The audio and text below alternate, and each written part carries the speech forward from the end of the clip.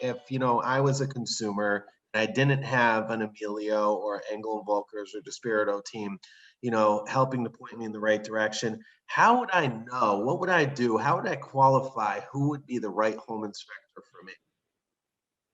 That's a great question. And we get lots of calls, and we have customers that hire us for home inspections that maybe didn't use us on a previous purchase and realize that, we're all not the same.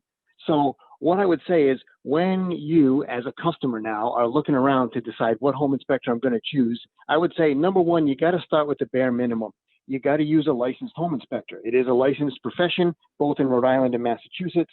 And even though you might really love your Uncle Bob or your dad, who's a contractor, they're not really trained to go through a house the way that a professional full-time home inspector is trained to do it. So you still want to get somebody who's licensed in this profession, who knows how to find defects and anticipate repairs that you're going to have, so that you can know, can I buy and maintain this house or not? So bare minimum, pick somebody who's licensed to do this. Have a conversation with the home inspector. Go to their website. Do they have, like you were saying, do they have stuff they post online, social media stuff, so that you can see, like, this guy's a real person. This is just not some corporate entity that that I'm going to be able to work well with. Look at a sample of their report if it's available. We put ours online because we're proud of what we do. So you want to make sure that you're going to get the right product. And then just talk to the guy. Call him up and have a conversation. We get customers all the time that ask us about the process, so that way we can walk them through what to expect and, what home inspections are and what they're not. And that way that, they know what's there. They can ask questions. Sometimes it's just not a good fit for one reason or another. And, you want to choose somebody that you're going to work well with. You want somebody that's going to not just give you a list of things that are broken.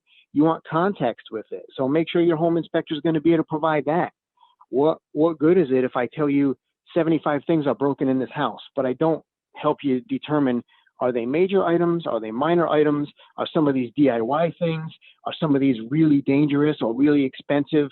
Are some of these going to cause a lot of damage if you let them go? Or are some of these things that really nothing's going to get worse, it's just broken, but it's not going to ruin anything or hurt anybody? You got to give it some context as to what the deal is, because a lot of people just don't know about houses. I mean, I hate to say this, but one of the last things that you really need to look at, frankly, is price, because even the most expensive home inspector isn't going to be crazy expensive.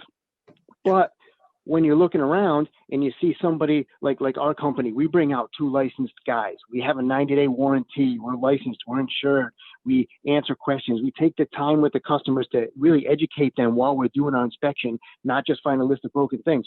But one of our things that we use as a selling point is our expertise. If you use a guy that maybe doesn't have that and their selling point is price, you may not get the quality that you need. Certainly ask guys what they charge and make sure that you can swing it. But, folks that are a little bit more price conscious are probably the folks that really should try to save money somewhere else and find somebody that's going to do a great job for them.